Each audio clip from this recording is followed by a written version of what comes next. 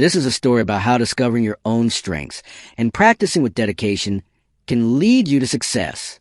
It reminds us that everyone has unique talents, and with the right mindset, we can excel at anything we truly commit to. In a small, peaceful town, there lived a family tucked away in a quiet corner of the city. In that family was a 12-year-old boy named Ian, a sixth-grade student full of energy. Ian loved being outdoors, and his favorite activity was playing football almost every day. Ian would head to the nearby public field to sharpen his football skills. One afternoon after returning from school, Ian dropped his bag and sat on the couch deep in thought. He opened one of his school books, stared at the pages for a while, then leaned back into the cushions with his frustrated look. His father, who had just stepped in from the backyard, noticed Ian's unusual mood and walked over. Sitting beside him, he gently asked, "What's bothering you, son?" Ian explained that he had received a poor grade in math. But what really upset him was that his friend and neighbor, Matt, always did well in that subject. "No matter how hard I try, I just can't score as high as him," Ian said. Hearing this, Ian's father got a glass of water to calm his son. Once Ian had relaxed, his father took him outside to their small backyard garden filled with shady trees and a peaceful atmosphere. "Ian," his father began, "I want you to understand 3 important lessons from what happened today. These lessons will guide you as you grow older." Ian, who deeply respected his father, was a little confused but curious. "Can you explain those lessons, Dad?" he asked. "You'll learn each lesson one by one through a challenge I'll give you," his father replied with a gentle smile. After a brief pause, he continued, "For the first lesson, I want you to invite Matt to play football with you tomorrow." Ian nodded, eager to find out what lesson his father had in mind. The next morning, the weather was bright and welcoming. Ian went to school with his usual excitement. That afternoon after school, he invited Matt to join him for a football game at their nearby field. As usual, Ian, who played football almost every day, dominated that match.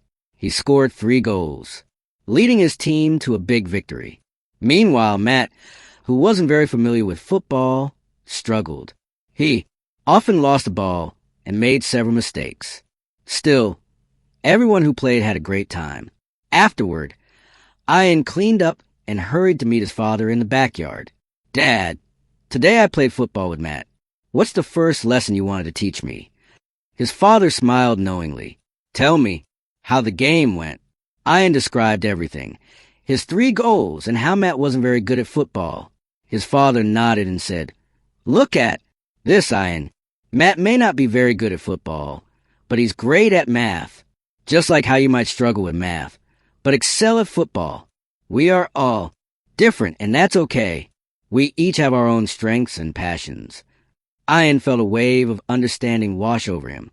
He realized that people are different, and that's what makes everyone unique. Curious as always, he immediately asked about the second lesson. For the second lesson, his father said, "I want you to pay close attention to Matt tomorrow at school.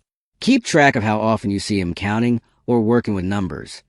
The following day, Ian eagerly went to school, excited to complete his father's challenge. Throughout the day, he quietly observed Matt, noticing how often he was engaged in math-related tasks. After school, Ian passed the time playing football again until his father returned home. That evening, Ian approached him and shared what he had observed. "Dad, Matt was counting a lot today. He was working on math problems, solving puzzles, even calculating things like counting petals on a flower." His father smiled warmly and said, "That's the second lesson, Ian.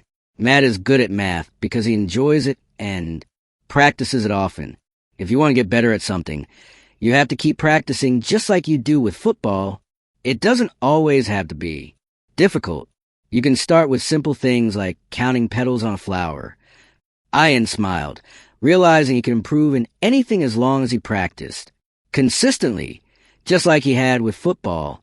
Without waiting, Ian asked eagerly about the third and final lesson. His father thought for a moment, then said, "For the last lesson, I want you to think about how much better Matt is at maths compared to you? Ian paused, then hesitantly replied, I think Matt is about 3 times better at math than I am. All right, his father said. Then for the last challenge, I want you to study math 3 times harder tomorrow. Ian swallowed nervously, but nodded, determined to tackle the challenge. The next day after school, Ian sat down to study math. After an hour of intense focus, he pushed through and studied for 2 more hours, tripling his usual effort.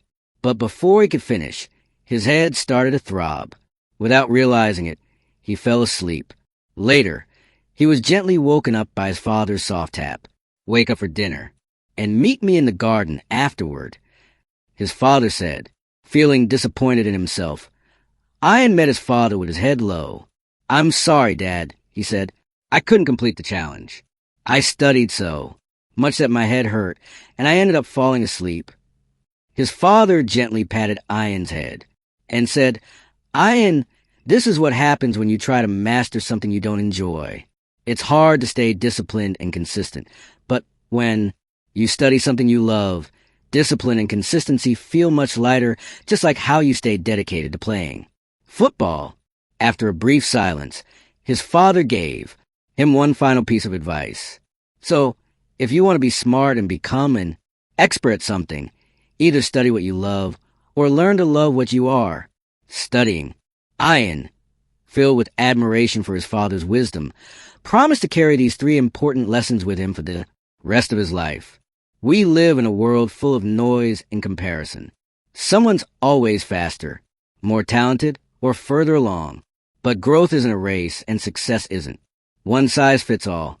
The truth is, we each start from different places with different strengths and timing. Some discover their gifts early, others take time. That isn't a flaw. It's part of your unique journey. When you stop measuring yourself against others, you reclaim your power. Real transformation begins when you focus inward on your effort, discipline, and commitment to improve, even when no one's watching.